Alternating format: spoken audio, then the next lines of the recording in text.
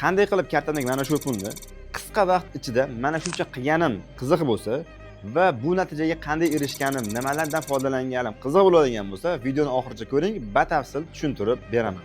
Agar sizga ham shunaqa soqqali, yaxshi daromadli ishlar qiziq bo'lsa, videoni oxirigacha ko'ring va hozir obuna bo'lib qo'yishni unutmang. Xo'p do'stlar, birinchi o'rinda nima qilamiz? Birinchi o'rinda Google yoki App Store, Play Market farqi yo'q, qayerdan bo'lsangiz ham ushbu Lower AI deb yozsangiz, o'zining ilovasi sayti ham kelib chiqadi va mana shu saytga kirib ro'yxatdan o'tamiz. Xo'p, men ro'yxatdan o'tib qo'yamiz, shuncha sirazi asosiy oyna ochiladi. Mana shu holatda oyna ochiladi. Va bu yerda новый proyektga bosamiz. Новый proyektga bosganimizdan so'ng e'tibor bering. Skriptga bosdim va xotiraga kirib qolamiz. Xotirada o'sha skrinshot qilgan faylimiz turibdi. Mana shu faylni yuborishim kerak bo'ladi. Va mana shu rasmimizni davomiga tayyor yozib qo'ygan shablonli anaqamiz bor edi. Promptimiz bor, o'sha promptni yuboramiz. Eng qizig'i shu prompt kerak bo'lsa, kanalimda ham joylab qo'yganman. Siz yoqda yozib qo'yasiz internetda va natijani hozir sizlarga ko'rsatamiz. Xo'p, mana.